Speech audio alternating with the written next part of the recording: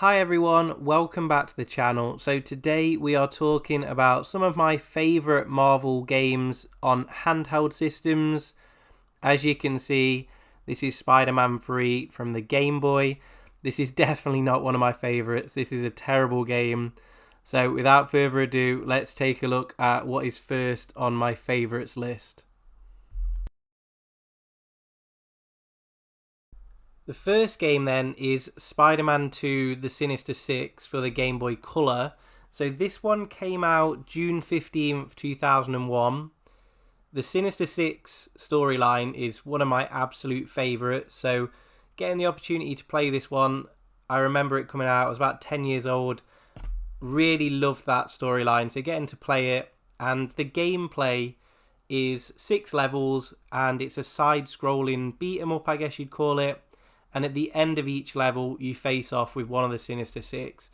It actually holds up quite well. I played through this on the Game Boy Advance not long ago, and I was surprised at just how nice the colours are still. So it's still quite a fun game to play, very basic, but you get to swing and punch and kick and shoot webs and stuff. So definitely up there with one of my favourites, probably more so because I love the Sinister Six storyline so much.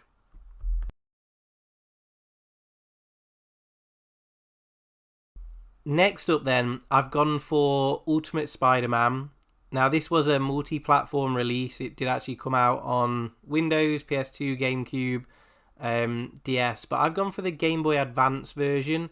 I really liked how simple it was. It's such a great game, and I love the fact you get to play between Venom and Spider-Man, and they're both controlled so differently.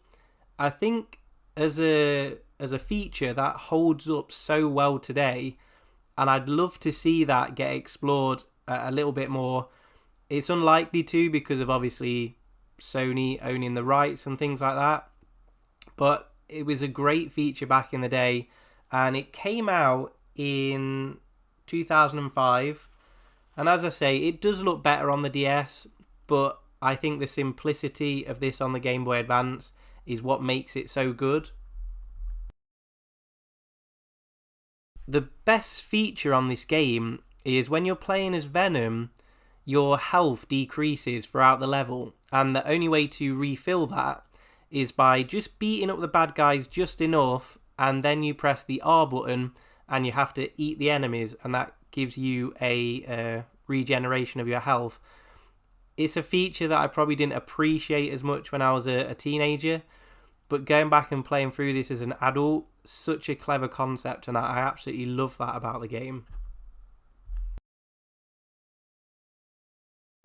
The Spider-Man sections of the game, he has his usual web shooters and swinging and crawling against the walls, punching, kicking. He does have a limited amount of web fluid, and then you just find it dotted around the levels as you're playing through. I think for me, I actually preferred the Venom sections of the game.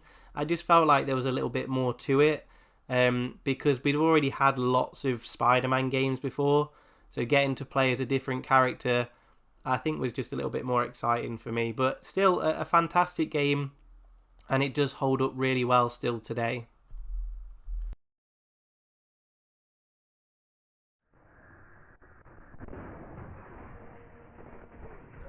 Next up then, we've got XMen Legends 2 for the PSP, which came out in November 2005. A lot of people forget about these games, but they were really, really good games, and obviously the predecessor for the Marvel Ultimate Alliance series.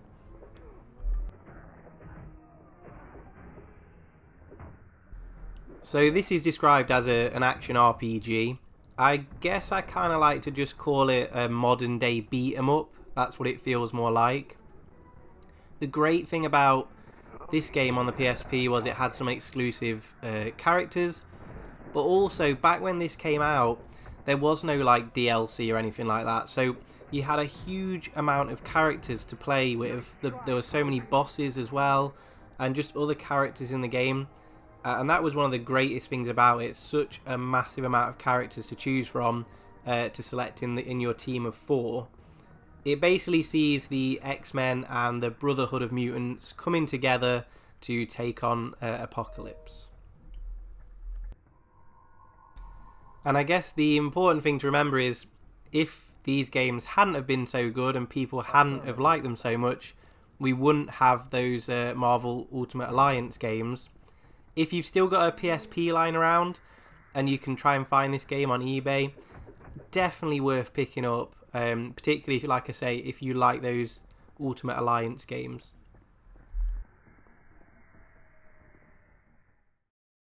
Next up then, we have got XMen Origins Wolverine for the PSP. A fantastic hack and slash? Yeah, hack and slash beat 'em up game. Really, really fast paced, and it was for a much mature audience. There was blood, there was lots of slashing. It's kind of what you want from a Wolverine game, rather than maybe the childlike SpiderMan games. This was definitely more adult orientated and a really, really great hack and slash game. This one came out in May 2009, and obviously this time next year hopefully we'll have a new Wolverine game. It's going to be really interesting to see, you know, just how far they push that, because with the Logan film, that was just incredible. They obviously again made that a 15. So I'm hoping for lots of slashing and blood and guts and all sorts. I'm really excited for that new Wolverine game on the PS5.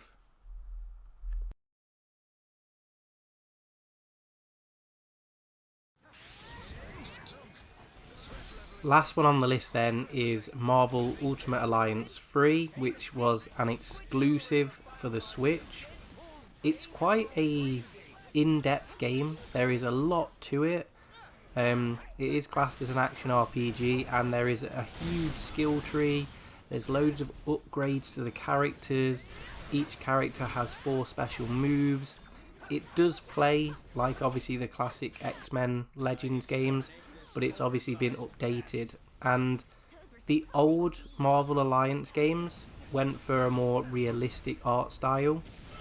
I actually prefer this Switch version because they've gone back to kind of a classic cartoony style, which particularly when you're playing this on the Switch OLED, it looks fantastic on that small screen. That's my list then. These are my favourite Marvel games on a handheld system.